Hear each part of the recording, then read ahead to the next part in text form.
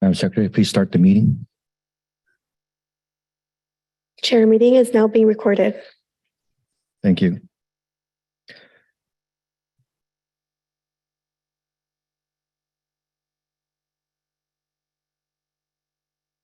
I would like to call the regular meeting of June 12th, 2023 to order. Please stand for the Pledge of Allegiance.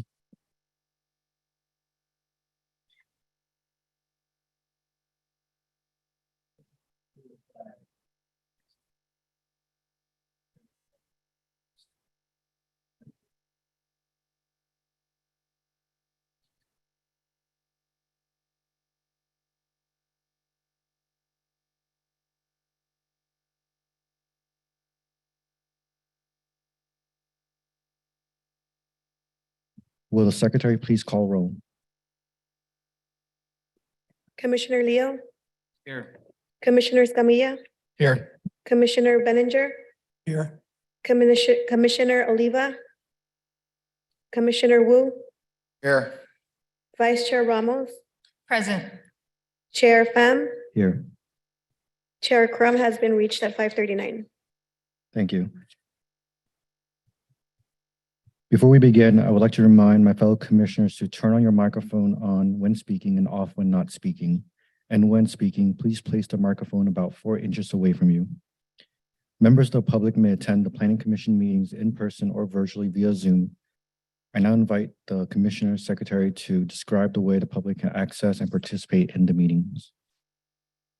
This meeting is being live streamed via our portal at www.sana-ana.primegov.com/public/portal and to YouTube at www.youtube.com/City of Santa Ana videos. If you would like to provide comment, you may do so in the following ways.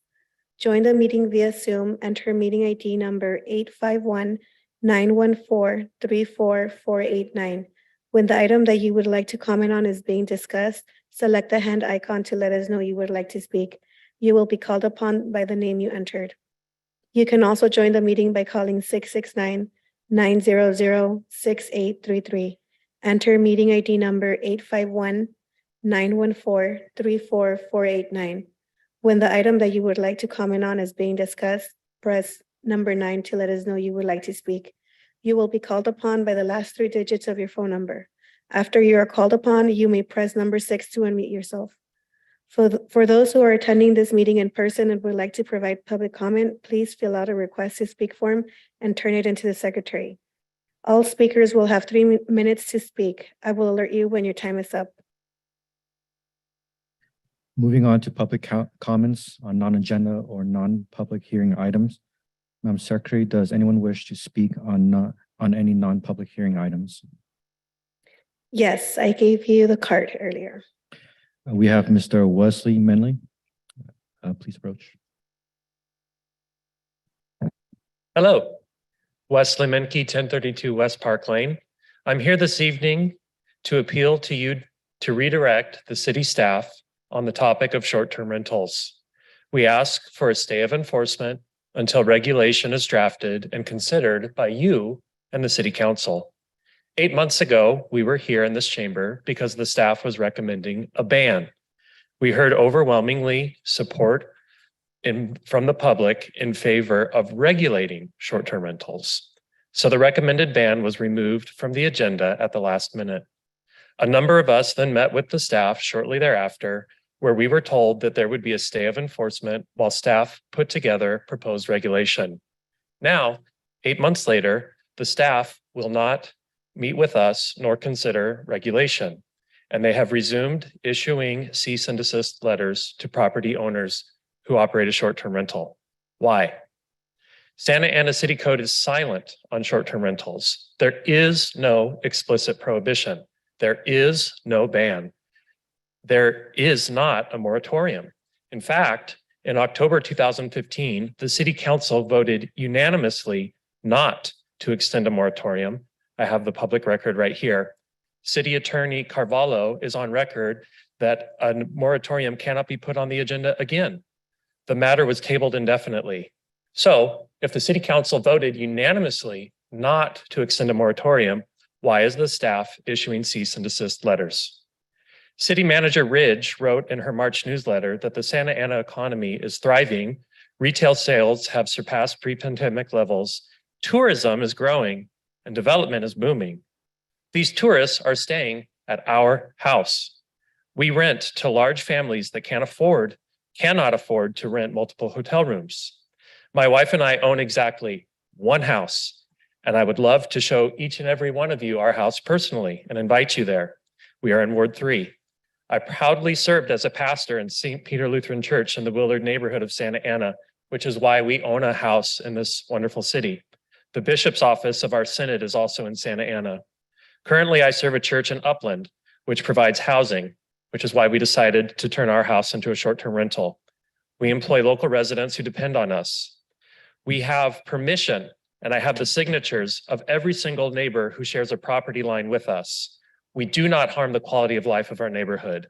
We are willing to build ADUs to offset housing stock for long-term rentals in the city. Please kindly direct the staff to draft regulation to have a stay of enforcement. Soon, Measure X will be expiring and the city will be in need of revenue. Transit occupancy tax levied on short-term rentals could be a boon, a windfall to the city. Thank you for your consideration. Thank you, Mr. Wesley, for your time. Moving on to the consent calendar. Is there a motion to approve item A, minutes from May 8th, 2023, as well as excused absences? I move that we accept them. Second. We have a motion by Commissioner Benninger and a second by Commissioner Wu. Madam Secretary, please call roll. Commissioner Leo, Aye. Commissioner Escamilla, Yes. Commissioner Benninger, Yes. Commissioner Oliva, Commissioner Wu, Aye. Vice Chair Ramos, Aye. Chair Pham. Aye. Motion approved by majority vote with Commissioner Oliva absent. This concludes the consent calendar. Moving on to the business calendar.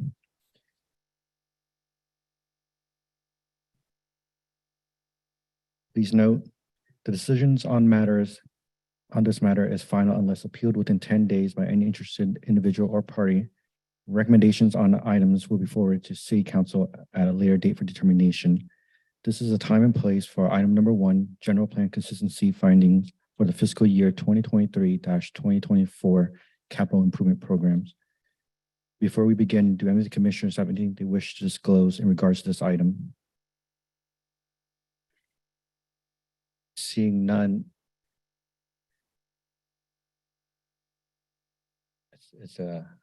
Thank you, Chair. Yeah. We have our staff from the Public Works Department, Mr. Zanetnik Kalula.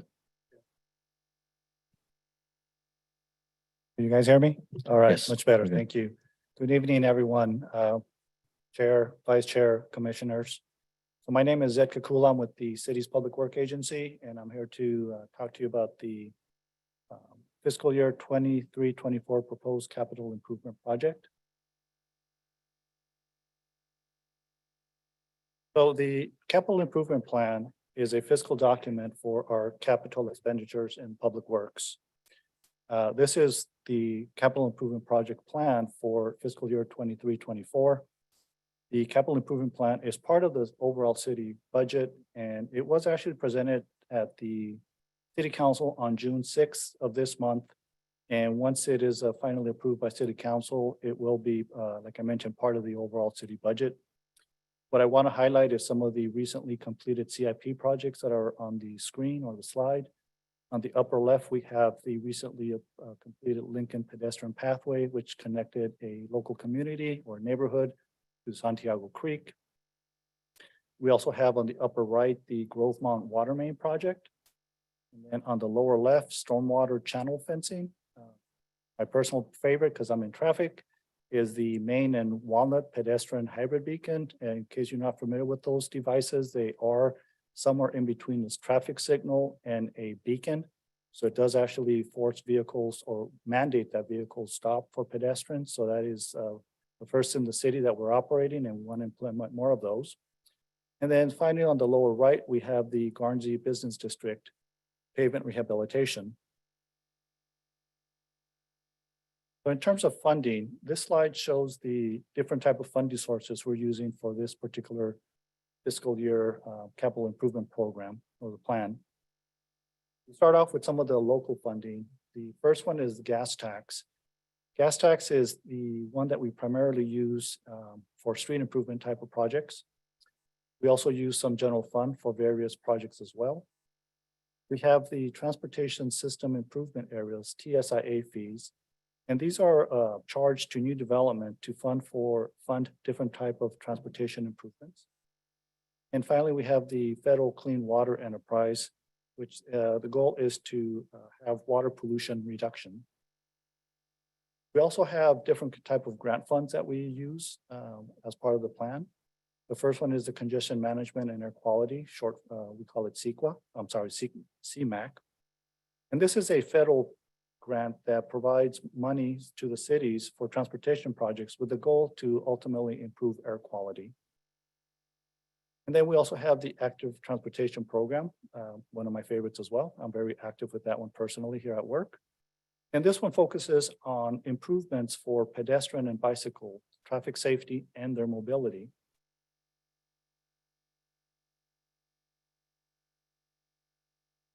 We also have some of the Measure M local fair share from OCTA. This is used for a lot of the traffic, street improvement projects, as well as maintenance programs in the city. Finally, we have the Community Development Block Grant, which is used for quite a few of the park facilities and street improvement projects as well. What we want to do here is just show what a sample page looks like, where we have a summary page of some of the projects for different type of categories. This sheet here shows the street improvement categories. It identifies all the projects under that particular category. It identifies the amount for each project. And on the lower right, it actually has a subtotal for that amount. If you were to look at the following pages after the summary, you will find that there is a detailed sheet for each specific project that has project information and some more detail for that particular project. So for the fiscal year 23-24 proposed capital improvement plan, we have a total of about almost $37 million. About 84% of that amount is going towards street improvement projects. And then the remainder goes to traffic improvement, utility, drainage, lighting, as well as municipal improvements. Looking a little more into detail in terms of the street improvement category, we have about $31 million in that category. And that does include 3 different type of planning projects. It includes a total of 7 roadway improvement projects, totaling about 8.3 million. And that does include the list of projects listed there, including Bristol from Santa Clara to Memory, Euclid Rehab from First to the city limits, Brand from McFadden to First, Westminster from Harbor to New Hope, and Main Street from Warner to Edinger. We also include a total of 6 different projects for street and bridge improvements.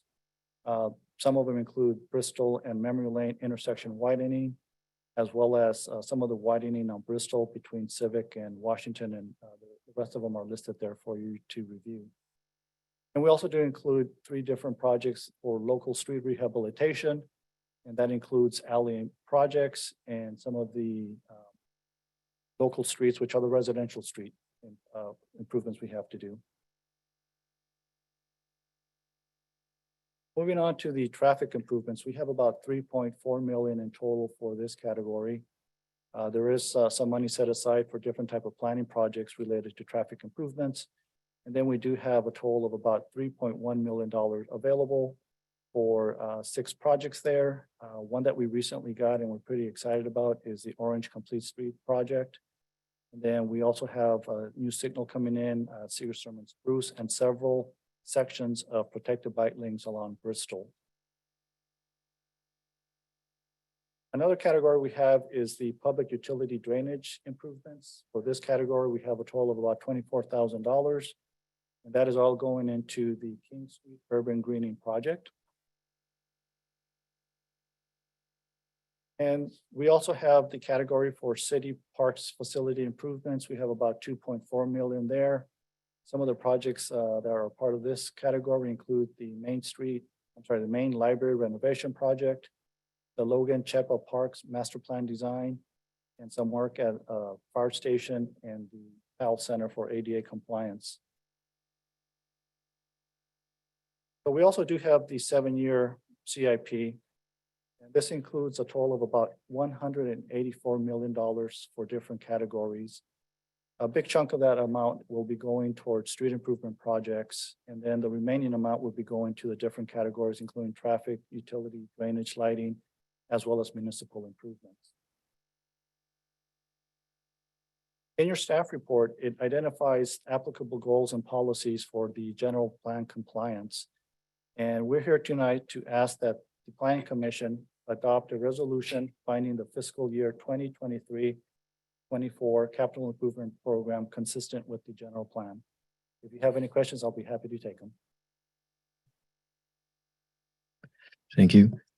Does the commission have any questions for staff? Going down the row, Commissioner. I have a question for the city attorney. While I do not own any property down on Dirt and Bush, I do have an interest as a representative of the Chinatown Restoration Committee, looking to put a monument down there. I don't think believe this constitute a conflict of interest, but I want to declare it just in case. And I don't know if Dirt and Bush, because I understand that some capital improvements are going to be there, which is holding up the monument building. Is that included in this budget? I have to look at the projects. I know that work is being done and proposed at that location, but I'm not sure if it's actually included in the CIP. Yeah, which year budget it is, or this year or last year, next year? I don't have the details on that. I just know that it's something that's being worked on, but I'm not sure if it's in here. What we can do is just look through the CIP book to see if it's in there. And again, I'm just being very careful of any potential conflict. The second one is a King Street project. My wife is the president of the Artesia Pilar Neighborhood Association, and they're working with the city on that project, but I have no interest in it, other than the fact that my wife is leading that group, but I wanted to disclose it at any rate. Thank you, Commissioner Wu. Do you have additional questions? Okay. I'll go back to Commissioner Benninger. One thing is, I think you should emphasize, you guys do a great job, is looking for grants and matching funds. And I don't know what your percentage up to, but say on E-Tech, I realize how much work you guys do to make that happen. So thank you. Very pleased to award Ford getting our light finally at Seekerstrom and Spruce. That has been approved for a while, and that's just not funded. So we're very glad to see it there. The one thing I don't see on the capital projects for this year, or even in 7 years, is anything for solar generation. I'm a big believer in solar power. I have it in my own personal house. I found it saves me quite a bit. And I think we look at other cities around us, and we as a city are lacking behind any sort of solar generation. Any comment on that? That's one thing we could take a look at. You are correct. It's not included in the CIP right now, but that is something we could work and see if we can include some projects in the future. And also, it's great that we're putting bike lanes in. I'm a supporter of that, but we really need some programs to encourage people to use it. You see all these lanes going in, at least I do, and I get told by my football buddies about all these lanes going in and not seeing people on them using them. So if there's any way we can encourage citizens to use the bike lanes, that'd be great. We do actually have grants that we do have encouragement programs, but I wholeheartedly agree with you. We need to have more programs to encourage bicycling. Good, thank you. Commissioner Escamilla. Oh, thank you, Chair. Zed, thanks for making this presentation, for being here. I guess I just had a quick question you might be able to enlighten me on. So I think it was items 16 and 17 for Bristol, and then items 19 and 20 that were kind of popping up on the screen there for work on those particular projects. I wasn't sure if that was a sample or an example, or if that was the actual document. Yeah, that one This right there. page? Yes. So is that the current, or is that from a previous year? No, that is the one that we are discussing Okay, today. perfect. So just a quick thing, just because I guess this morning over at the OCTA meeting, there was in one of the reports indicating that I guess at least for the Measure M2 semi-annual update, that there was a cancellation request coming in from the city of Santa Ana specifically for the Bristol widening and Warner work. So I think in these particular sections that are being shown on the screen. So I'm just wondering if you could provide an explanation as to what might be going on there. I think it's probably just having to do with timing in this specific year to be able to reapply for funding next year. But I just wanted to confirm that that is what is going on with that particular item. You are correct. So what happened is, unfortunately, a lot of the projects have been having quite a bit of cost escalation. So as part of the grants, we're not allowed to actually ask for any additional funding. So in cooperation with all of the cities in Orange County, OCTA has allowed the cities to basically give a grant away, but you have to apply, and if you receive it, then you would actually give the grant back. So there's a condition there. You won't give it away unless you receive the new grant, and that's exactly what's happening with those projects we're talking about. Okay, perfect. Yeah, just that's what I thought was going on, but I had no confirmation, and this just saved me time that you're here right now today. So other than that, yeah, I definitely do encourage whatever we can do to kind of speed those projects along. I think for me, it's really just kind of reactivating the existing tax base along those major corridors. Anything we can do to kind of not have them just be so empty. But obviously, that's already baked into the capital improvement project list. So that's all I have. Yeah, thanks, Ed. Commissioner Leo, no questions? Commissioner Wu, come back to you. I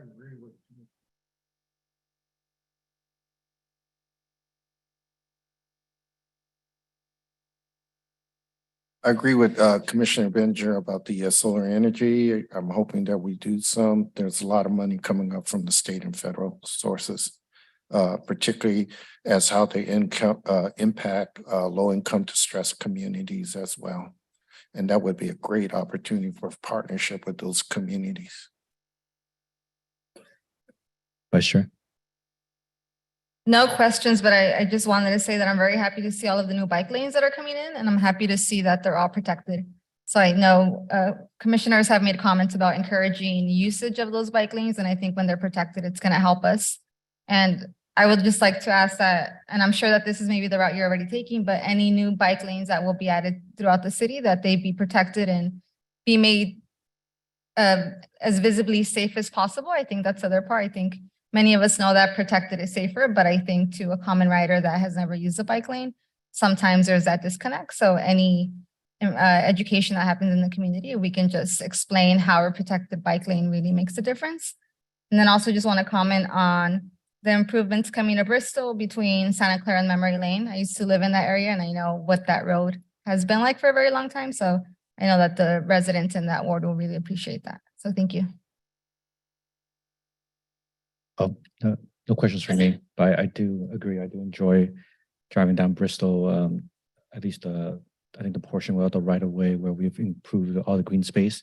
It's a very nice drive. Other than that, Madam Secretary, have we received any written communication? Or is there a member of the public that would like to speak on the matter? We have not received public comment prior to the 4 p.m. deadline. If you're attending this meeting in person and would like to comment on this item, please fill out a request to speak form and turn it into the secretary. If you're participating via Zoom and would like to comment on this item, please select the hand icon and unmute yourself. If you are calling in and would like to comment on this item, please dial 9 and then 6 to unmute yourself. I will wait a few seconds.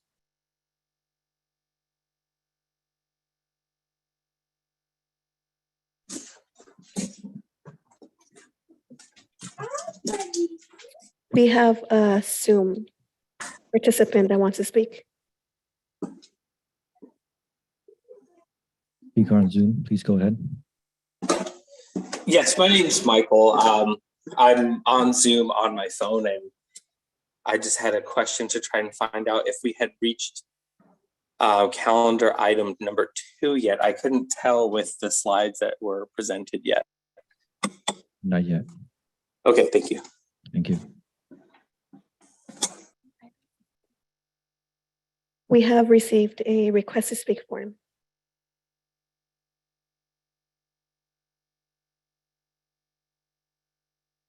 Mr. Wesley, is this in regards to the item in front of us?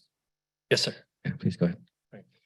Thank you very much for the presentation, and it sounds very good. As a property owner, I support these improvements. And as someone who is invested in the city, I think it's very important. I also hear a concern about funding. I think one way to be good stewards of the city's resources is to put programs in place that use these resources very well. As I commented earlier, specifically in terms of short-term rentals relating to this topic, one of the arguments made con is the wear and tear on city resources. And so I would like to again to reiterate that those of us who are operating them in the city would like to be taxed. You know, it's called a TOT, transient occupancy tax, similar to a hotel tax, that would also support the funding of improving streets and infrastructure in the city. Also relating to this topic is that in the current situation, as I mentioned previously, there are more people who are creating these investment properties in the city, and they think that they're legal because there's nowhere in the city that says you can't. And then the city has to go after them, investigate, and that takes a lot of resources from the staff. And so if there were a proactive regulation in place, it would really make better use of city funding. And so I do support these improvements, and I would like to support them more by being regulated and paying taxes into the city's coffers for short-term rentals. Thank you. Thank you. Is there a motion to approve the matter? I move. I second. We have a motion by Commissioner Wu and a second by Commissioner Benninger. Madam Secretary, please call roll. Commissioner Leo, Aye. Commissioner Escamilla, Aye. Commissioner Benninger, Aye. Commissioner Oliva, Commissioner Wu, Aye. Vice Chair Ramos, Aye. Chair Pham. Aye. Motion approved by majority vote with Commissioner Oliva absent.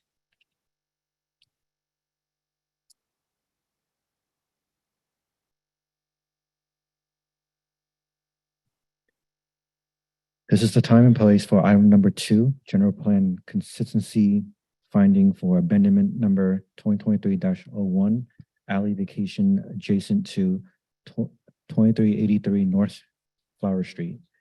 Before we begin, do any of the commissioners have anything they wish to disclose in regards to this item?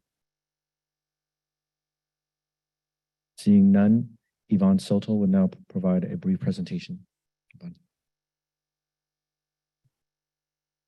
Good evening, Chairman, Pham, and members of the Planning Commission.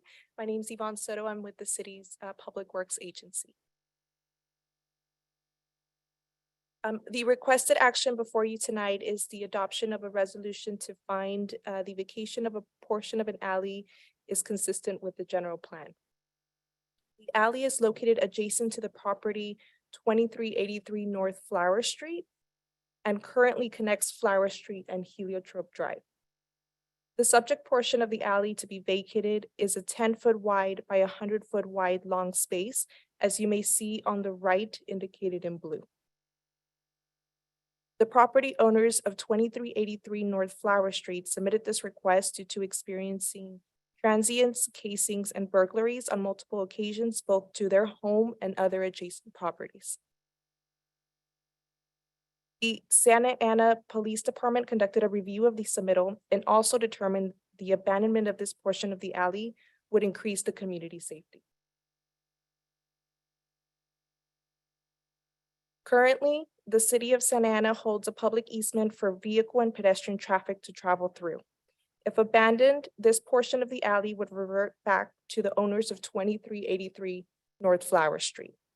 As you may notice, the abandonment does not encompass the entire length of the adjacent property. The sections to the west and east of the abandonment portion will remain public right-of-way to allow the neighboring properties to safely utilize the alley. In this slide, you may see images of the existing conditions of the alley. One thing that I would like to bring your attention to is the SCE wood pole seen on the picture in both images.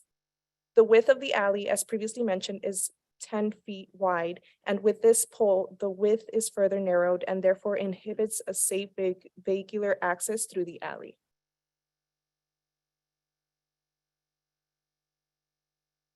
Further, the vacation meets the following goals of the general plan in the following manner. Policy 3.9, neighboring traffic, and policy 3.7, attractive environment policy of the mobility element, and policy 1.2, neighborhood involvement, and policy 1.8, public safety of the housing element. Finally, staff's recommendation would be to adopt a resolution determining general plan conformity for the vacation of a portion of the alley adjacent to 2383 North Flower Street. I am available to answer any questions. Thank you. Does the commissioners have any questions for staff? Commissioner Bettinger? Yes, yes, I do. Thank you for that presentation. I could see the safety issue, especially the house where they have to drive through the alley in order to get to their home. A couple questions I do have, because on an easement, does the city own the property, or right now the property is owned by the homeowner? So the city does hold a public easement over the alley, but the underlying fee owner would be the adjacent property owners of 2383 North Flower Okay, Street. so they already own it, just that they've given an easement to the city at that time. Okay, all right. Will this affect their property taxes at all, taking that area back over? That I'm not quite sure if it would affect it. All right, and I guess the adjacent house needs to petition also in order to have the alley, that section closed, the remaining section. I'm sorry? The petition, the house often, Heliotrope would have to petition for the rest of the alley to be closed, correct? Yes, for the eastern section of the alley, yes. Okay, that's all my questions. Thank you. Commissioner Escamilla? Yeah, those are good questions, Carl. I think you asked those questions for us all up here. And I guess has there been any inquiry coming in from the heliotrope owner? Because at least for me, I guess I just want to keep it consistent on both sides. And if we are going to be closing it off, just close it off directly. Just because I think the visual, even if we might be the currently an easement holder, it's really that visually it looks like you can pass through, so folks will pass through. Is there already an existing plan, I guess, from the homeowner to fence off the location, or otherwise kind of enclose the space and kind of move their wall over? Or is that not being discussed yet? Yes, we have had conversations with the property owners of 2383 North Flower Street, and it has been in conversation where they've mentioning possibly putting a fence to block off the alley, to kind of make it evident that it's no longer a cut through access. All right, perfect. Yeah, that's all I say, because we can do whatever we want up here, but if it looks visually as though you can walk through and people can walk through, it's still going to happen. So definitely, if anyone else is listening on Heliotrope, I encourage them to also go through the process. That way we can just be consistent on both sides of the alley. Even though I do, from a design perspective, love old American alleys that are exactly 10 feet wide, but that's a loss and a battle for another day. Thank you. Commissioner, no question. Commissioner Will? My question is that there seems to be quite a few of these similar kind of situations in different neighborhoods. So I was wondering, by adopting this, are we setting up a precedent, or will it be considered on a case-by-case basis? I believe we would be considering it on case-by-case basis. So we might have to do these for other neighborhood on a case-by-case basis. Yes, if we receive the request, we may, yes. Now, it's just a quality question, Executive Director. Should we maybe consider looking at some point in the future a alley review plan of some kind to kind of clean up these types of situations? Alley vacation should really be addressed on a case-by-case basis as we see that over time, different street segment, different alley segments are used different ways. So a comprehensive plan approach it doesn't always address all of the nuances in each property in each case. So I would recommend continuing with the case-by-case review and as requested. Thank you. Vice Chair. Yeah, I have one question. So I know it was expressed that the homeowners have also expressed interest in fencing off the area. I know that there's no language in the resolution that alludes to that. And I'm wondering if staff would recommend either way, just because I share some similar concerns as other commissioners where if it's not visually closed off, people are still gonna try to use that and some of these issues may still be there. So I guess for me, I'm wondering if there's a need for a commitment to the fencing so that the reason for this easement is kind of seen through. That's definitely something we can take a look at further, see if we can add that type of language into the resolution. And then a follow-up question is, has that type of language been added in similar resolutions?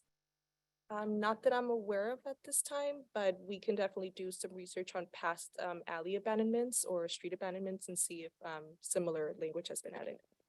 Okay, and then I'll likely ask the applicant if we're able to ask some questions on their plans for use of that space. Thank you.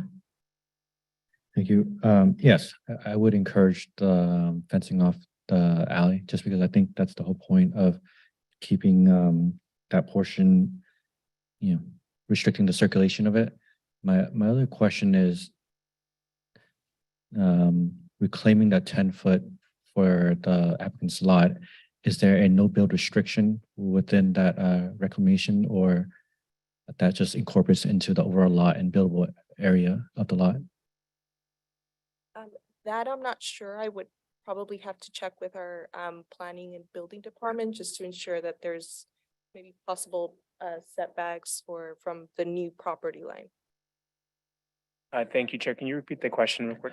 I was just wondering, the 10-foot that's reclaimed by the alleyway, if that is subject to any no build restriction, or whether or not that becomes, additional buildable area for the original lot. Thank you. Only as far as the zoning code would allow for that specific underlying land use. Typically in these R1 single family residential zoning, there's a 5-foot setback for main structures, and then 3 foot for accessory structures, and then additional ones for accessory dwelling units. So the underlying zone would prescribe the setbacks required for that. Great. That's it for me. Yeah, go ahead. Sorry, Pedro, on this side, just as a follow-up to the chair's question, do we actually, and this is part of the code, I just can't remember at the moment, do we count public easements against the buildable area? Is that included? Like, since this is still the same lot, it wouldn't necessarily increase their buildable area, just what their setbacks are. Thank you for the clarification, Commissioner. Correct. So typically with these utility easements, you're not allowed to build within them. So the setbacks would be taken ultimately from the ultimate property line, which would in this case be the utility easement line. Right, but not the overall square footage. Correct. Right, okay. Commissioner Bannister? Yes, I just have one additional question. Who's presently using this alleyway? Is it, does it give easy access to residents walking in that area, or is it's been through its purpose and now no longer being used? So from the information we've received, it has been pedestrians, vehicles, Amazon trucks as well. And so due to that, those are some of the concerns that the homeowner who requested this abandonment has. So especially during, midnight, 2 a.m. So it's been accessed by different types, both vehicles and pedestrians. I would be bothered with Amazon going down that too. Thank you. Thank you. Madam Secretary, have we received any written communication, or is there a member of the public that would like to comment on the item? We have not received public comment prior to the 4 p.m. deadline. If you're attending this meeting in person and would like to comment on this item, please fill out a request to speak form and turn it into the secretary. If you're participating via Zoom and would like to comment on this item, please select the hand icon and unmute yourself. If you're calling in and would like to comment on this item, please dial 9 and then 6 to unmute yourself. I will wait for a few seconds. I think there was like a Zoom caller for item number 2, Yeah. correct? We have 2, yes, for Zoom. Yes.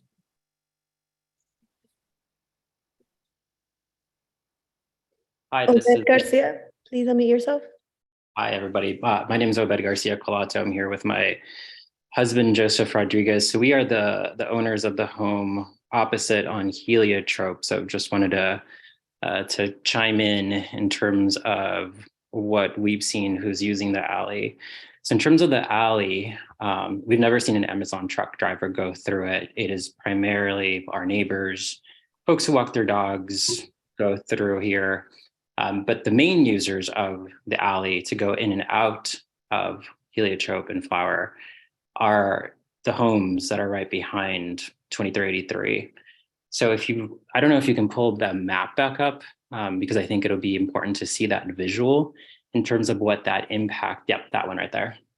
So in terms of the impact, you can see the home that is north of 2384.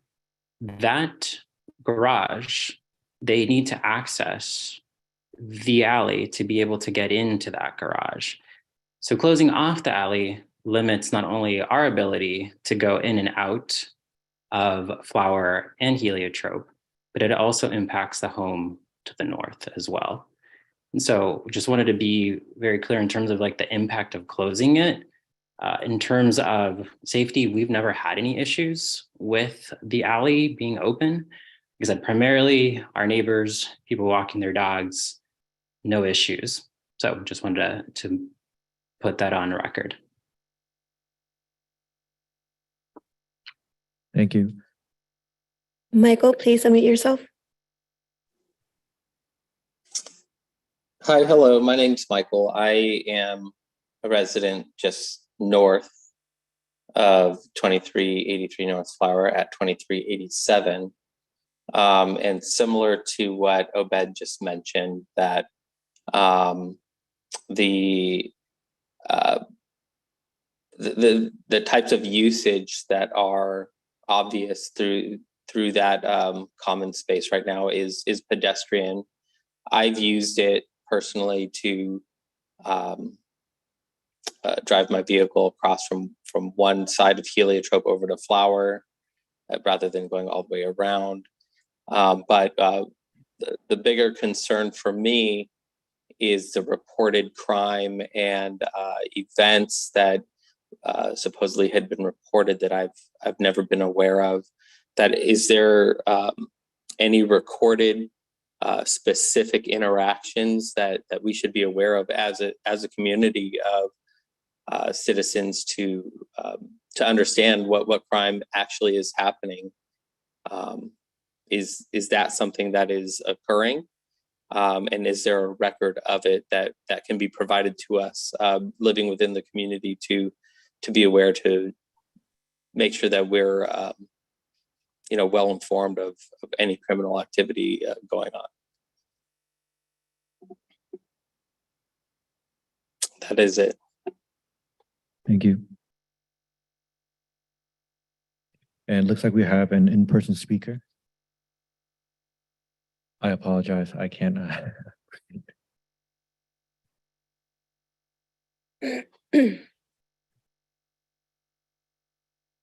Hi there. So I'm Colin Donnelly. I actually live at 2383 North Flower. So just want to thank the commission for their time. To address the first issue a lot of you did bring up, we do have plans to put up fencing or a wall should the vacation go through. So in regards to the other items that have been brought up by the online speakers, on regards to the traffic, there has been a lot of transients that come across at all hours. They have stolen items from our neighbors' garages. They have tried to open our car doors. They have tried to open our house doors. They have come banging on the windows in manic states that we have called in. So these are legitimate issues that we've seen and not just people walking their dogs and whatnot. So documentation of all this has been submitted to Yvonne. There are also police reports for all of this. These are also things that we have shared with these neighbors. They have been invited to take part in this. I would like to remind the commission that they live on heliotrope. And the reality is that a lot of non-neighborhood traffic comes through Flower.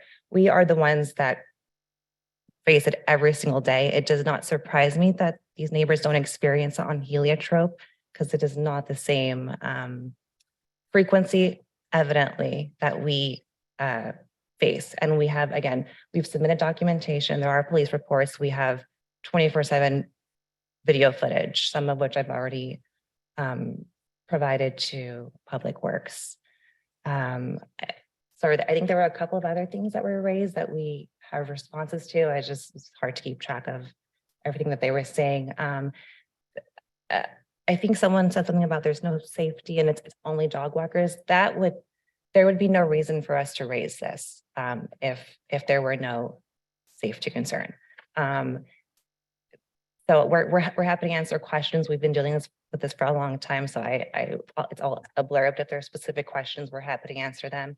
Everything is documented. So we're happy to provide them to our neighbor, Mike, who we haven't spoke with before. So we're happy to provide him all of those documentation and video footage as well. He is the neighbor to our north. I don't have any other comment about how he could use it, but again, we would be the first to experience all of the casing, all of the transients. It's recorded and we deal with it on a daily basis. Another thing, I don't believe that this restricts any access to anyone's homes.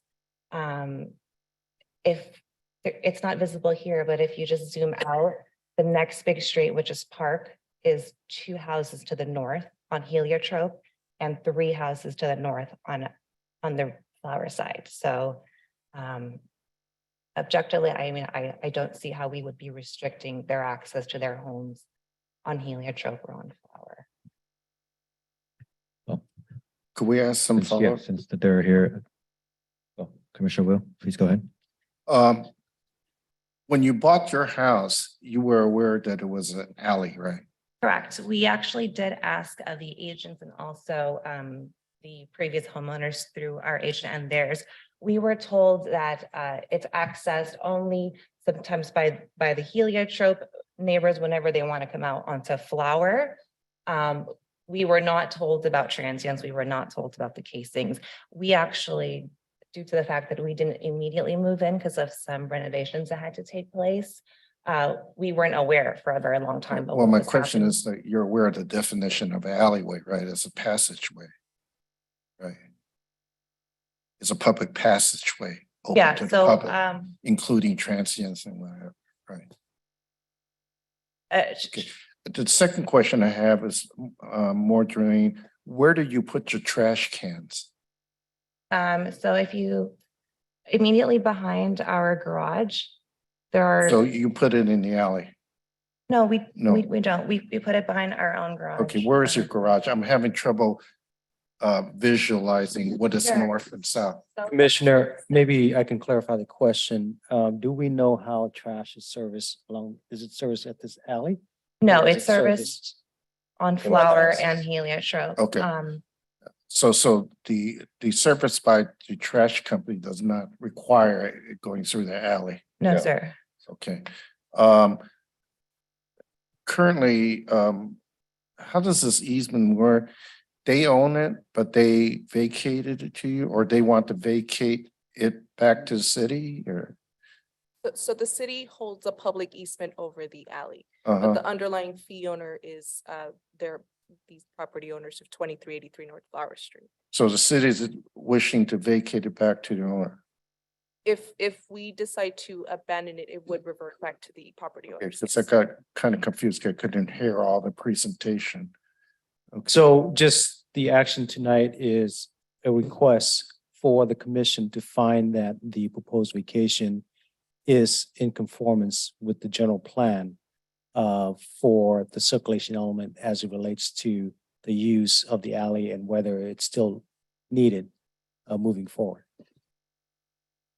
And the original usage was, An alley for vehicles and pedestrian pathways for the neighborhood, but what the Public Works Engineering Division is asking for, based on the applicant's request, is that the commission find that the proposed vacation is in conformance due to the fact that there are impacts with the use of this passageway, and it's not critical to provide transportation access based on the circulation element. so the broader neighborhood taking a shortcut through there with their dog is a usage. The underlying property is private property. There's an easement over it, a utility easement over this, and it became a pathway. It's not a pathway. It's an easement that the landowners on. either Commissioner, is side your have mic given- on? Oh, Your- my mic is on, yeah. So it's private property. They asked for utility easement, they got a utility easement over it, then it became a passageway. But the underlying, the easement is the private property rights. So they Or have private utility. property rights, so do the people on the other side. So really what they're asking for is their property back, because it's not a public right of way. It's not a pedestrian pathway, it's actually a utility easement. And that is really the discussion that's going on, and I understand what they're asking about. And for me, it's a peculiar place to put an alley, because these are single-family dwellings all the way on either side of the street. So to me, it makes total sense to remove the easement if the utilities, if it's no longer needed. I want to provide a clarification. So the staff report indicates that it is a public street easement and not a utility easement. Not a utility easement? Not a utility easement. It's a Okay. public. If, street right. easement. So we actually had a lot of research done privately on this particular kind of Sure. unusual situation. Where our property ends, it used to be the end of a tract.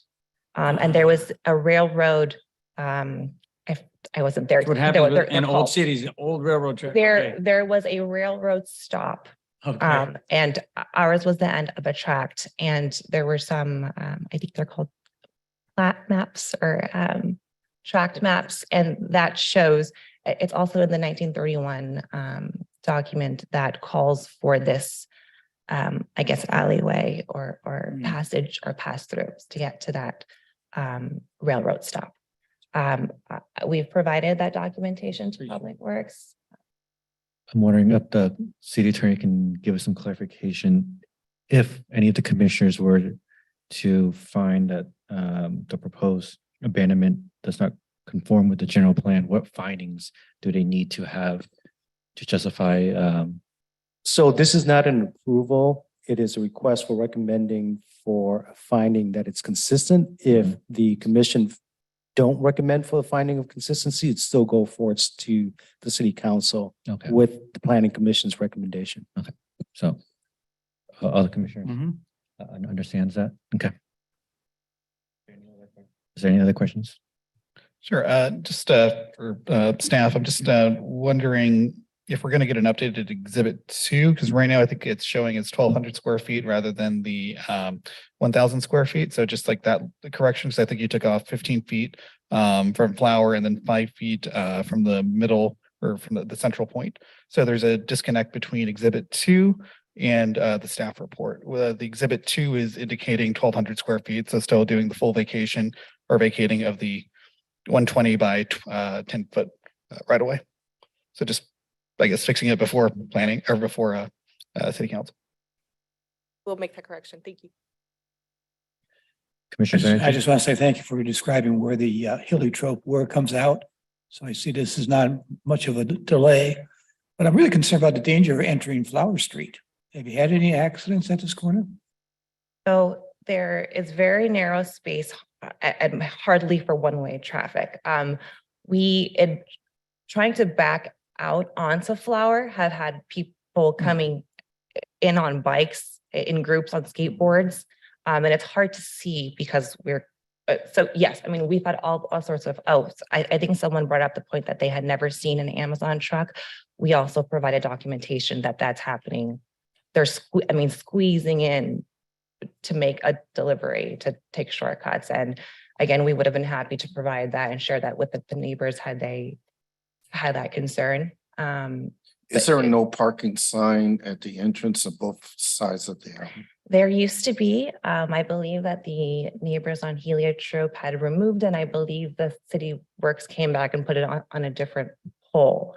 Well, my But question was, did the city put a no parking sign there?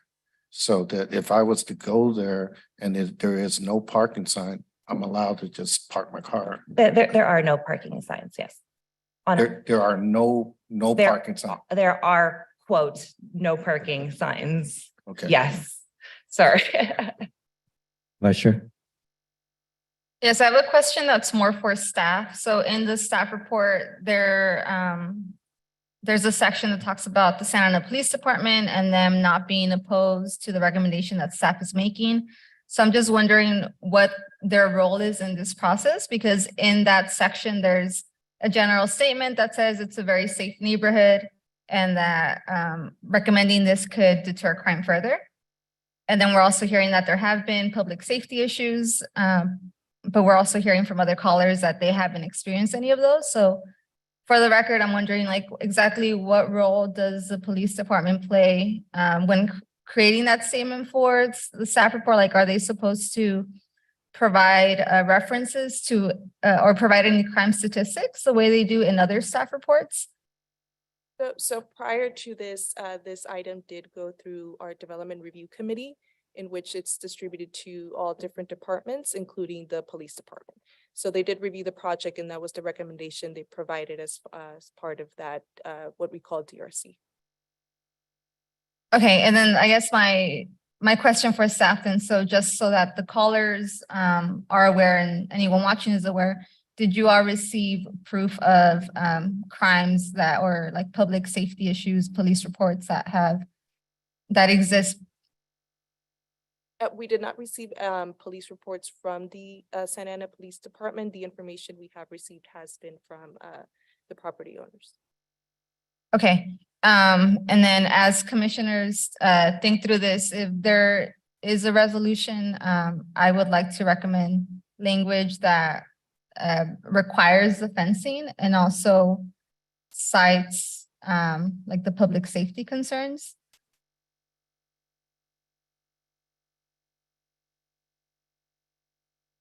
Pardon me, can we just get the instructions? So we have other neighbors who had expressed an interest to speak, but I think there was just a miscommunication. We were told there would not be kind of a hearing for this today, and we didn't know until these two neighbors called in. So we have several neighbors waiting to call in or trying to figure out how to do it last minute. Well, I think as our director mentioned, this is more of a recommendation. Okay. There is a Sure. time and place, I think at council, that your Yes. neighbors can come and contribute. I think today is more of a recommendation, so Understood. that's why I would recommend. Can you give us some more clarity Commissioner about Wu. how this is consistent with the general plan?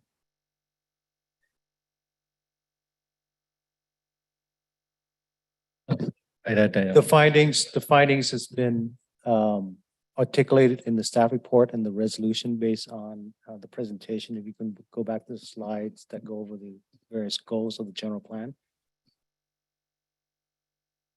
That slide right there. Those three policy areas, right?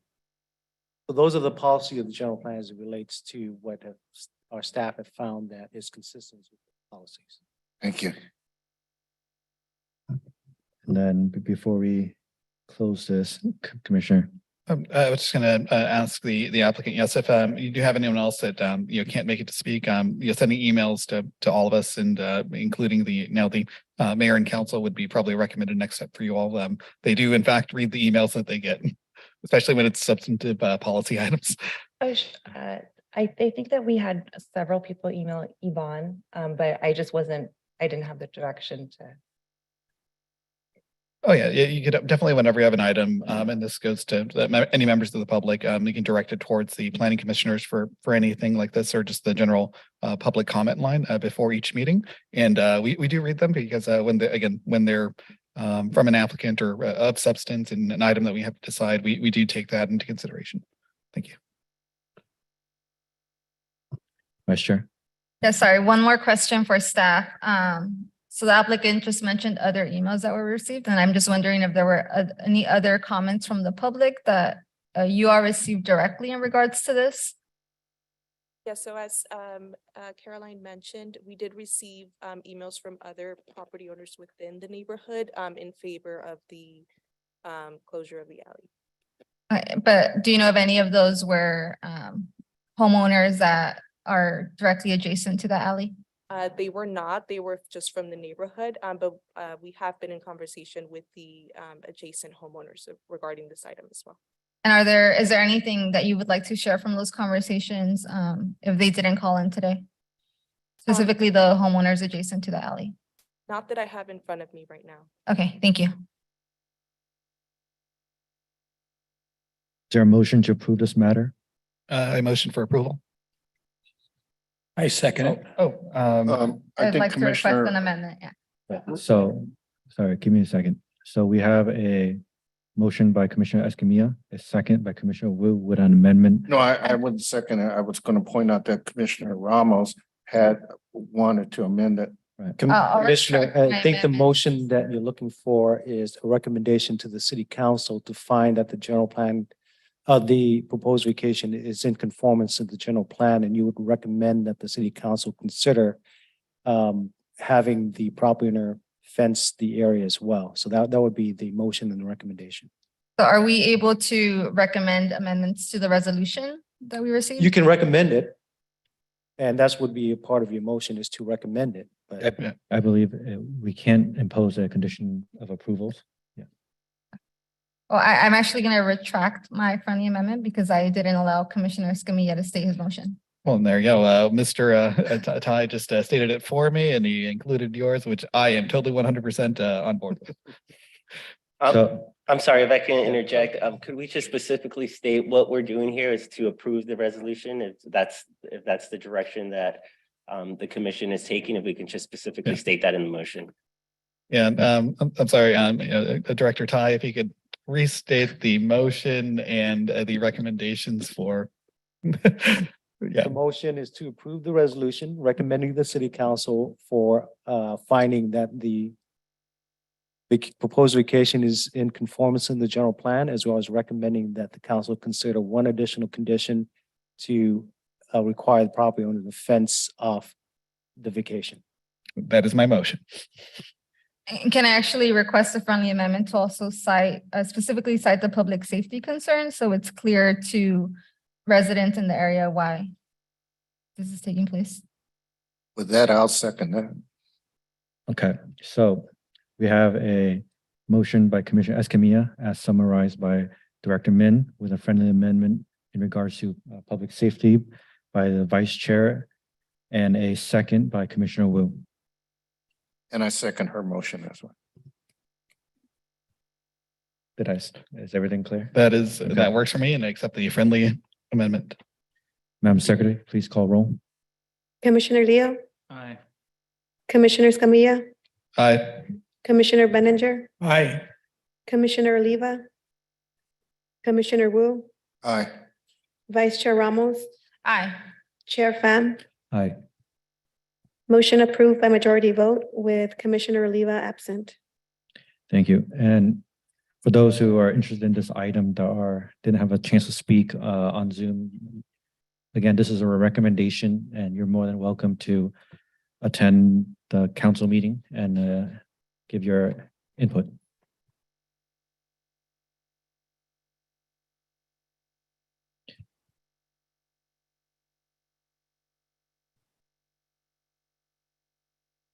Now, this concludes our regular business calendar. I will now review the process for public hearing so that everyone knows what to expect. Staff will provide a presentation and answer questions from the commission. The public hearing will then be open. The applicant will then be given the opportunity to speak, limited to 15 minutes. Members of the public will be given the opportunity to comment, limited to 3 minutes. The applicant will then be given the opportunity to respond to comments made by the public, limited to 5 minutes. The public hearing will then be closed. Discussion will return to the commission with formal action taken to approve, deny, or continue review of the application. Please consider the following suggestions when organizing your comments. Please state your name and address, which is voluntary. State whether you support, oppose, or are neutral to the proposal. Your statement should include all pertinent facts within your knowledge. Please note, decisions on this matter is final unless appealed within 10 days by any interested individual or party. Recommendation on this item will be forwarded to the City Council at a later date for final determination. This is the time and place for public hearing on item number 3, conditional use permit number 2023-13 for the property located at 2204 West McFadden Avenue, located within the single-family residential zoning district. Before we begin, do any of the commissioners have anything they wish to disclose with regard to this item? Commissioner Leo? I did speak to a representative of the applicant. About a week ago, it was a general discussion about what it was, what was being proposed, and the location of where it was.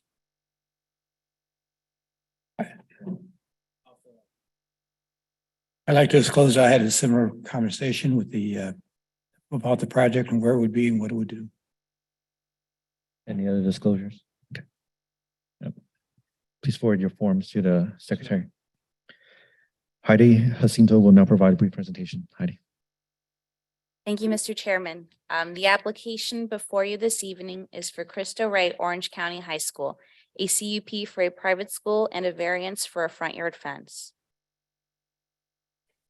Again, the application is conditional use permit number 2023-12 and variance number 2023-02.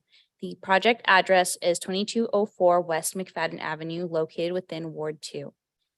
Cristo Rey Orange County High School is requesting approval of CUP number 2023-12 to allow for the establishment of a new private college preparatory high school and variance number 2023-02 to allow for a fence that it would exceed the permissible height standards for fences located within the front yard area. The recommendation this evening is to adopt a resolution approving CUP number 2023-12 as conditioned and adopt a resolution approving variance number 2023-02 as conditioned. The project site is located within the institutional general plan designation and single-family residence zoning district.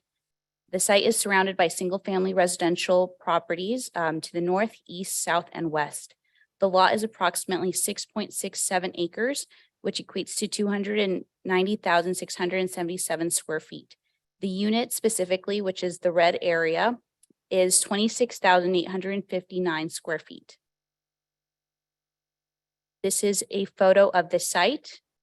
As you can see, it is developed and is existing. So the project site was developed by the Roman Catholic Church with a convent and church and accompanying Catholic school in 1958. Later on June 5th, 2000, a CUP application, CUP number 2000-05 and variance number 2000-03 were granted for Immaculate Heart of Mary Catholic Church to allow for expansion of the facilities and construction of a new church and allow for a 34% reduction in parking, as well as 45% reduction required parking lot landscaping and allow for the establishment of the new church facilities. Although Immaculate Heart of Mary continues to operate the church, the previous K-8 elementary/middle school operations ceased March of 2020 due to the COVID-19 pandemic. So currently the site sits vacant. So the application before this evening is a request for conversion from a previously existing kindergarten through 8th grade school for elementary and middle school age students into a private college preparatory high school for 9th through 12th grade students. The applicant is also requesting to allow for a fence that would exceed the permissible height standards for fences located within the front yard area, which would limit the fencing to 4 feet. In order to install a 6-foot fence along West McFadden Avenue and South Clara Street. On the screen, we have the anticipated student enrollment and staffing numbers at various school years. So as you can see, this would increase incrementally over 4 years. And on the screen, we have anticipated service hours and number of attendees for both the church and school. As you can see, a considerable amount of occupancy is focused around the weekends during which school would not have activities or be in session. On the screen, we have a site plan. This is the site which is occupied by existing church facilities and where the school would occupy. The red reference on the screen is the proposed fence location. And we have on the screen is the floor plan. Staff is recommending approval and prepare the following analysis. The school would be established at a site previously occupied by a K through 8th grade school and would reduce the maximum student occupancy from 711 to 400 students and provide education for 9th through 12th grade students. The student capacity would be increased incrementally over 4 years. Based on a traffic study conducted for the site, drop-off and pickup will take access off of and exit off of South Center Street and circulate entirely on site. These school hours are not anticipated to conflict with service hours as the services would begin at least 30 minutes after anticipated drop-off and pickup. Additionally, the school is committing to providing limiting parking passes to driving age students to 100 passes. The proposed use is also not anticipated to negatively impact the surrounding land uses and is consistent with the goals and objectives found in the land use element of the general plan. Additionally, the subject site features 3 frontages, which would be considered the front yard area in which the fencing is limited to 4 feet in height. A standard lot may feature a side interior lot where a fence may extend to 6 feet in height. Additionally, education facilities typically contain fencing around campuses for security purposes, where strict application would deprive the site from securing the school. Additionally, the proposed use is not anticipated to negatively impact the surrounding land uses, the proposed use being the fencing, and is consistent with the goals and objectives found in the land use element and community element of the general plan. In accordance with CEQA, the project is categorically exempt from further review per sections 15301 class 1 exemption for existing facilities and a class 14 exemption for minor additions to schools. The project proposes to establish a school with minimal tenant improvements within an existing building previously occupied by a school. As such, we will be filing a notice of exemption for the project, and there is no fiscal impact associated with this action. Therefore, staff's recommendation is to adopt a resolution approving CUP number 2023-12 as conditioned and adopt a resolution approving variance number 2023-02 as conditioned. I'm available for questions and the applicant is also available in the audience for questions. And that concludes my presentation. I do want to make mention that there was a revision made to the resolution following publishing of the agenda, which consists of eliminating a duplicate condition and typographical errors. There's nothing substantive that is being revised in the resolution, and the final version is consistent with the resolution that is with you. That's all. Thank you. All right. Thank you, Heidi. The public hearing is now open. Does any of the commission have any comments, question? I'll move down, goes first. Commissioner Benninger.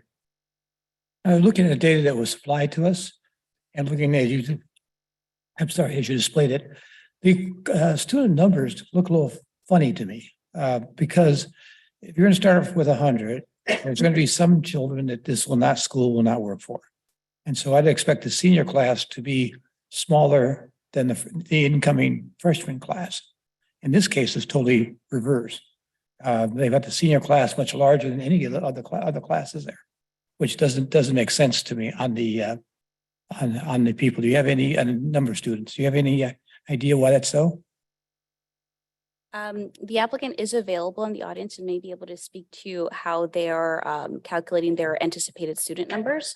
As I understand it, they With the initial year in operation, they are gauging to see how much student occupancy they receive and then what is anticipated years to come. So it is I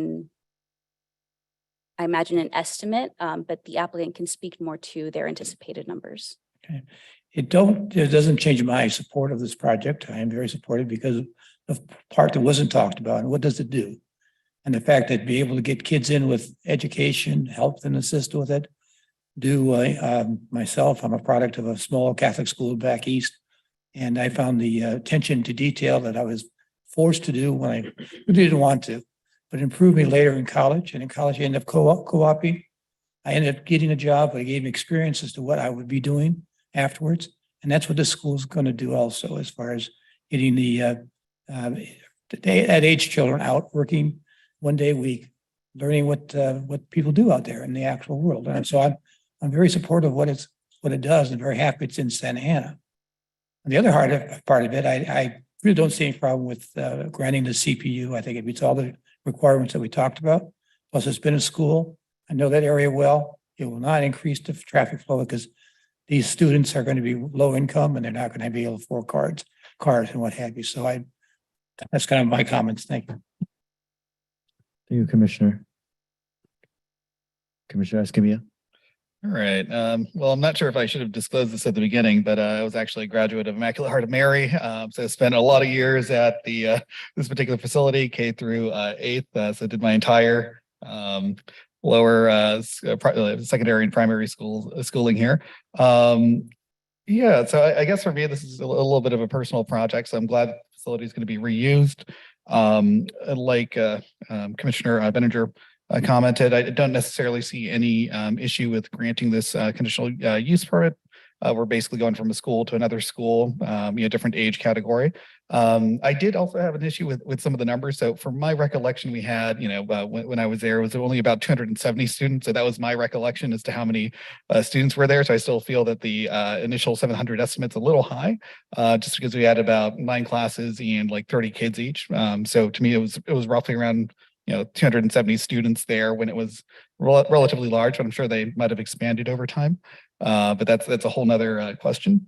When it comes to the approval of the variance, I do have specific comments there that I would like to have included as part of the conditions for approval. So I am hesitant to consistently in the city approve large wrought iron fences without decorative elements. Like I think that there are certain things we can include there to make them look nice. So I don't like having kind of this blanket large kind of set of bars in front of structures. I do think we need to develop an overall city policy when it comes to decorative fencing. So for me, I would include at least 1 to 2 decorative elements as part of the requirement. So in this particular case, the site itself is consistently incorporating 2 elements. So there's a series of, I would say, like small X breeze blocks that are there as part of the convent building, along with, you'd say, relatively like half-sized brick elements that are mostly on the school facade itself. So including any of those elements along with just other decorative elements with the wrought iron fence, which I don't think we were provided any kind of design or any kind of review for. That's something I would like to see as part of this approval for the variance. But those are essentially the comments that I have. And I presume, with the priest in the audience, thank you for being here, that it will still continue to be a church on weekends. I don't think the neighbors are going to be, as long as the church is there and active, I don't think the neighborhood's going to be too upset by the school being reactivated. So those are the comments that I have. And again, it's not just because Vince is out there staring me down right now. That's all I got. Commissioner Escamilla, just to share with you, there is a condition number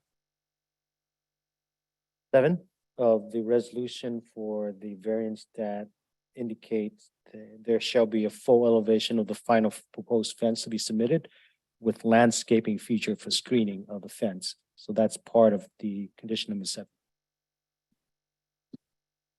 Great. Commissioner Leo. No questions. Commissioner Wu. just to be clear, that was a long presentation about the operations of a school transition from elementary to a high school. But you have two motions that we are motioning. Just for clarity, I want to focus on those two motions. And the decoration and all that, is that part of the motion? Okay. It's already a part of the resolution that currently drafted. So our comment on their operation, what they intend to do in their enrollment plan has nothing to do with the approval. Because it's basically a fence issue, right? They're requesting for a fence and a condition, a variance to allow for a fence that's over height as permitted by the SAMC, as well as a conditional use permit to establish a high school. So the condition is the variation, second is the height. Right, and those are the two motions. And we're not talking about the enrollment and conversion and any operational issues. Well, the enrollment, we provided information about the proposed enrollment, which is 400 students. That's capacity. That's what the school is asking for. And the prior enrollment, based on our records, indicate. But it doesn't impact the height of the enrollment. No, you're no, right. It does okay. not. So I think I do have some reservation of having schools look like jails and prisons, but you provided information about the landscaping and all that, and I appreciate that. And I do understand the security issue these days, unfortunately. That's all I have to say. Vice Chair. Yes, just one general question. Are there any concerns about parking and like any parking going into the neighborhood? So there is a condition included in the resolution where the applicant is to evaluate the site constraints and parking and any kind of circulation as the capacity increases over time. However, based on how the site has operated, there is no anticipated concerns that parking would be in the neighborhoods and would potentially, if there is any concerns down the road, they would mitigate it, and we have a condition in our resolution to address that. Great, thank you. That's all.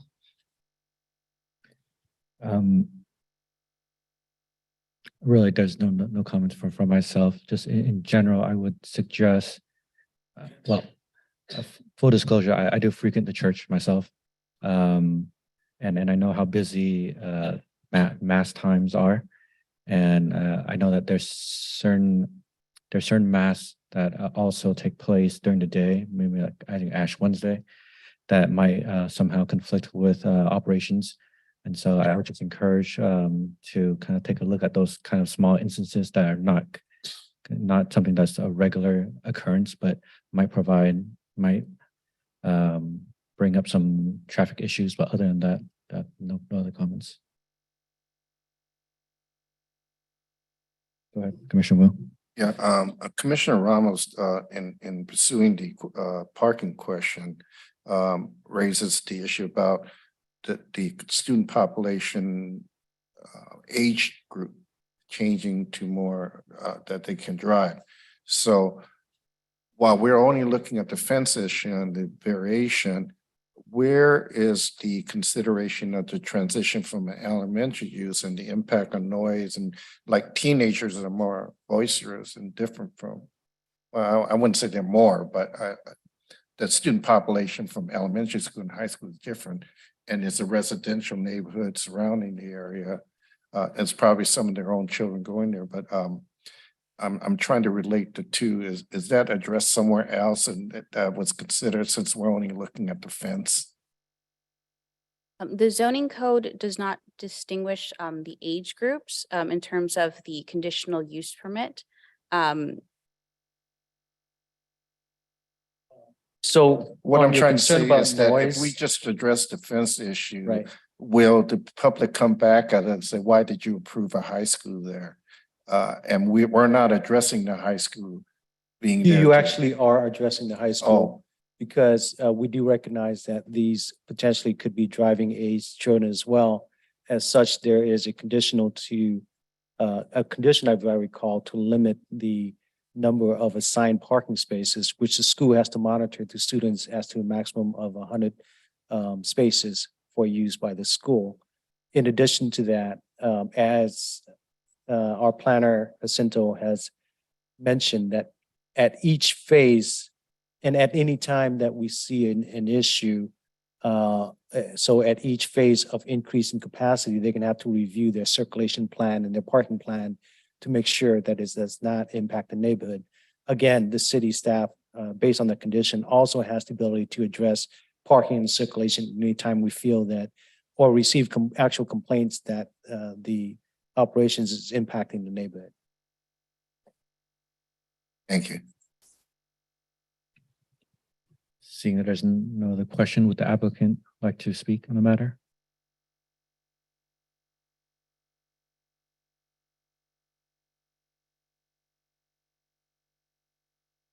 Good evening. My name is Steve Holte. I'm the president of Cristo Rey Orange County. So thank you for having us, Mr. Chairman and members of the commission. We'd like to thank the planning staff for partnering with us on this. We've been working on it for over a year with them and they've been great partners. We look forward to serving students and families from Santa Ana. We also are partnering with businesses in Santa Ana. So First American, SOMIS, Farmers and Merchants, a number of other companies and corporations that our students will work at and get great experience. We have a board member, Oscar Gonzalez from Northgate Markets, and Northgate's a good partner. And we're really just grateful for your entertaining of our CUP and variance here today. We're looking forward to reanimating the school building and contributing to Santa Ana's formidable reputation for putting education first. So we're here for questions. I can answer a couple of them if you'd like now that you've brought up thus far. So student enrollment, Commissioner Benninger, the numbers are going across. So the freshman class gets smaller, but we're looking to bring in larger freshman classes. So that the table just is maybe a little confusing, but the enrollment doesn't increase from freshman year to senior year. We bring in like 80 freshmen the first year and then hopefully 120 later, but there is attrition to your point. What else are we talking about? Parking. So there are 400 spots on that campus. We anticipate using less than 100 of them. And so even when the church has a mass or something else, except for maybe a rare occasion once or twice a year, and we'll figure out how to accommodate that as it happens. And then I'm sorry that there weren't 700 students in your classes, but that's what the building could hold and is rated for. So that's how we got to that number. We've reviewed the conditions that the department has also put on though, and don't have an issue with those either. So we're happy to work with you. Any additional questions for the applicant? Okay, seeing that, well, thank you for your presentation. Madam Secretary, have we received any written communication or is there any members of the public that would like to speak on the matter? We have not received public comment prior to the 4 p.m. deadline. If you are attending this meeting in person and would like to comment on this item, please fill out a request to speak form and turn it into the secretary. If you're participating via Zoom and would like to comment on this item, please select the hand icon and unmute yourself. If you are calling in and would like to comment on this item, please dial 9 and then 6 to unmute yourself. I will wait a few seconds.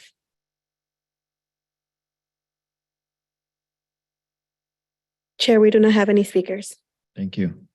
Well, I'll bring it back to the commission. It seems like there's no other questions for anybody else. So I'll entertain a motion if there is any.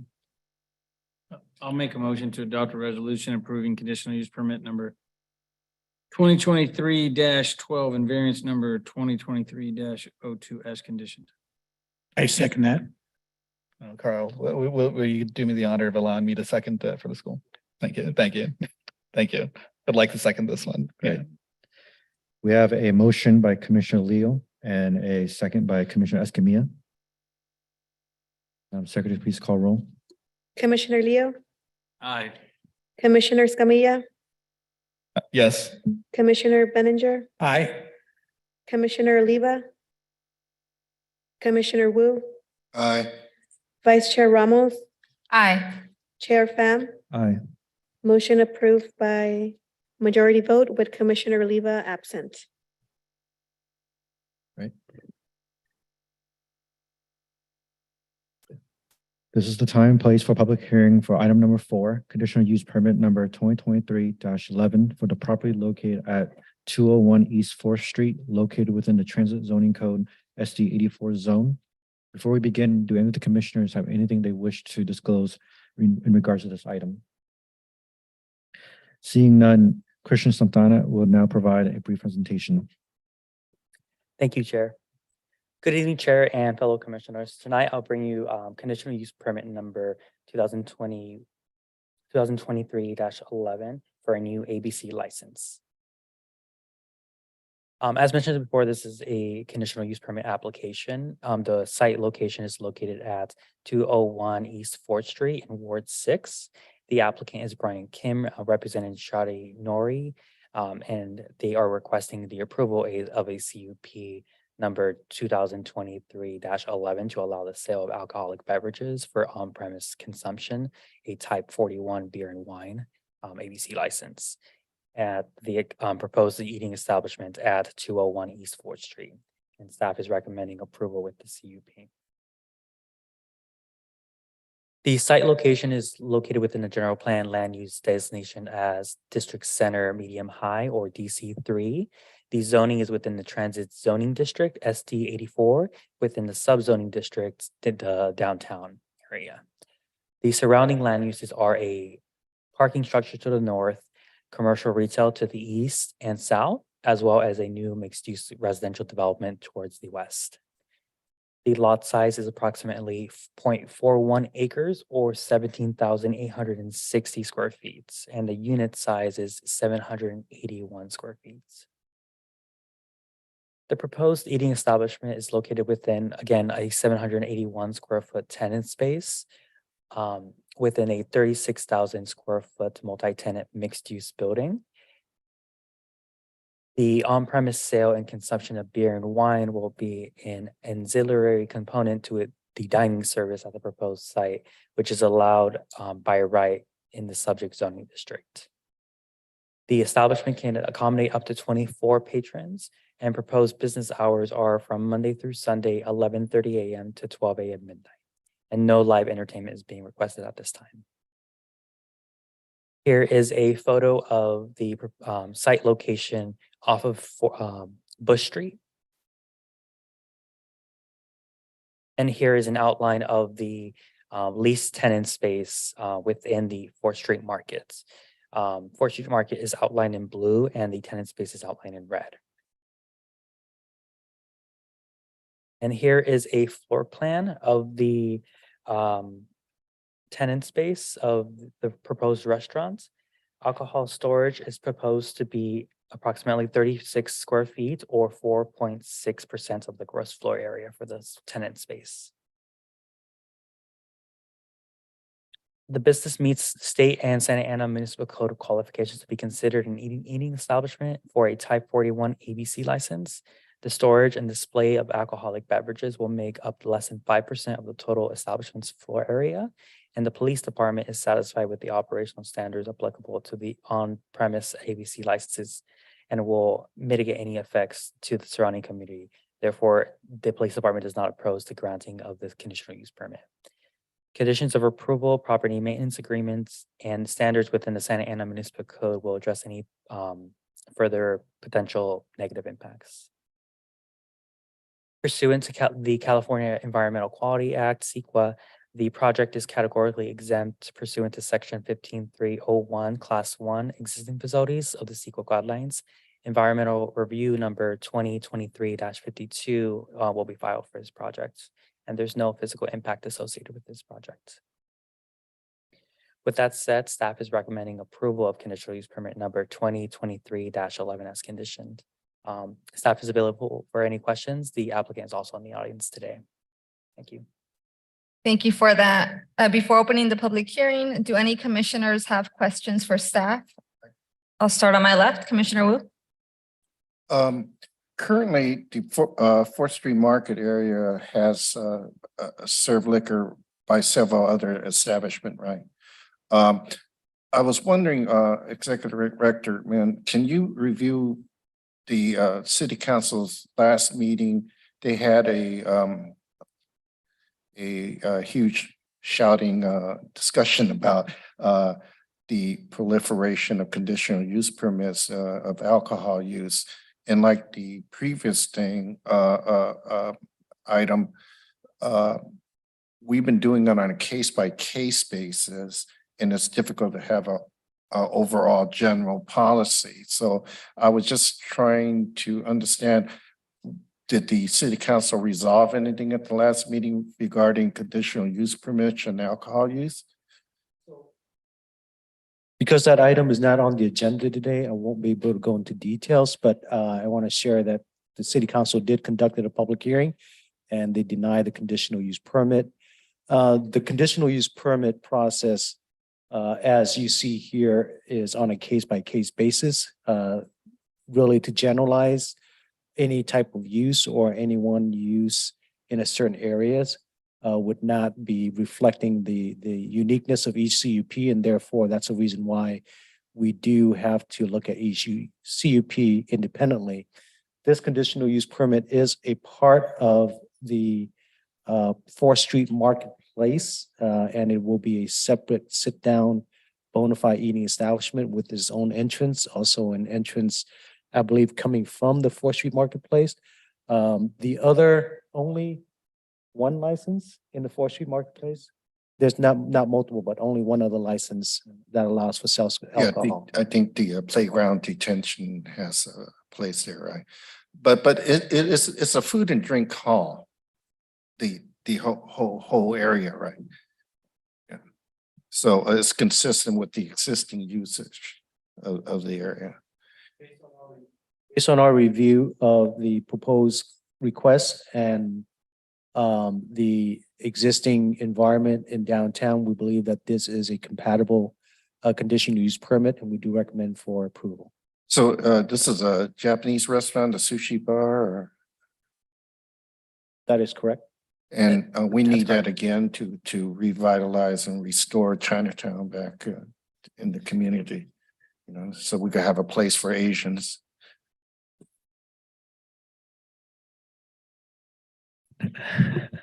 Let that be note that was a joke from Commissioner Wu. Commissioner Benninger, do you have any questions? I was just going to add also the council was concerned about the police activity at the previous location. I was concerned. So I'll ask that question. Has there been any police problems in this 4th Street Market? Well, as indicated on the application, we requested the police department carefully evaluate the site with a approximately 500-foot radius for the number of service calls and reports. Approximately 509 service calls were called within the vicinity since January of this year. And of those 509 calls, 71 reports were taken in. None of the service calls were received due to violent crimes, and the police department has reviewed the report and recommended approval. Thank you. Commissioner Escamilla. Thank you, Chair. Yeah, I guess to Mr. or Commissioner Wu's point, you know, do you count Alta Baja as well within 4th Street Market? Then it's 2 on site versus 1. It's a little technicality there, I guess, on how we count the CUPs. But overall, this is its own independent eating establishment, serving complimentary or wine and beer that and I imagine sake that complements the food menu. So no hard liquor sales on site. And it's one of the densest areas in the city. So no surprise that there's just a lot of activity in general immediately down here. I guess for me, I just still feel that the downtown is really kind of, at least in its modern incarnation, an entertainment district. So we're probably a little bit more lenient with CUPs being right next to each other in a dense urban environment like we have down here. So I think for all those reasons, I'm very supportive of this, and I don't see any red flags.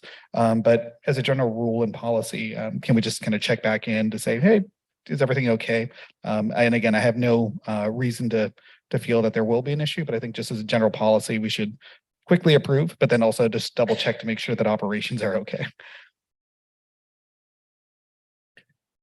Thank you, Commissioner. And as you indicated that we are, while very supportive of the various type of conditional use permit, but we are also very quick to act as well in terms of ensuring that businesses comply with their conditions. So as part of a code amendment that you recommended to the city council, there was approved by the city council at the last meeting, and it's going to be on for second reading, is the ability to consider immediate suspension based on the finding that the potential applicant or any applicant that is in violation of conditions, we can take some immediate action, evaluate, and further look at whether or not revocation is something that could be pursued. So we have put in mechanisms that allow us to act quick and hold the property owner responsible for their action. Thank you. Commissioner Leo? I'm trying to recall, I can't remember how many meetings back it was, we approved another CUP, not in the same location. And I can't remember, we extended the time, I believe, to, was it to 1 AM? I can't remember exactly what it was. I'm trying to figure out consistently, does 4th Street Market close at 12? Is that the issue? What I'm trying to figure out is, look, if we have multiple institutions in the 4th Street that have CUPs and one's goes to 12, one's go to 1, one goes to 1:30, that it's kind of it's a patchwork of CUPs instead of being consistent, right? So the cops come out at 1:30, then they just start to clean it up, or 1 o'clock, whatever time we set, but it seems like we've got a patchwork. And that's why I'm asking, like, I understand he's got 12, which is fine, but I'd like to, if we could contemplate a time so that everybody knows when it shuts down, when it doesn't, because you get people wandering through and like 1 o'clock and maybe only 2 places are open. So I'm just trying to figure out, we're kind of patchworking it.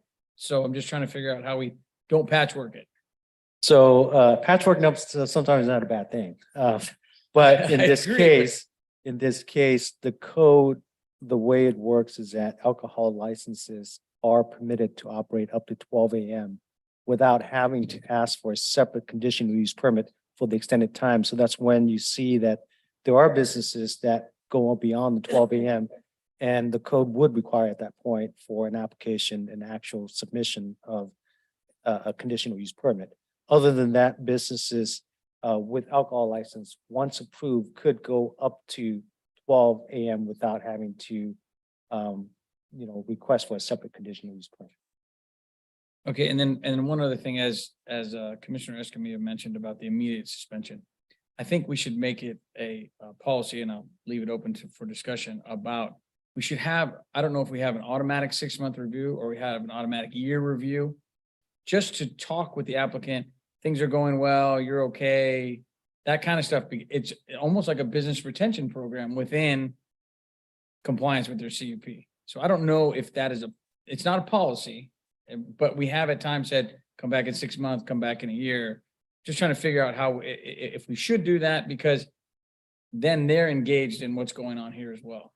So as a conditional use permit, the planning staff and the commission can at any time review a conditional use permit based on what we hear as feedback from the community on the operation. So we don't need that conditions to be put in place.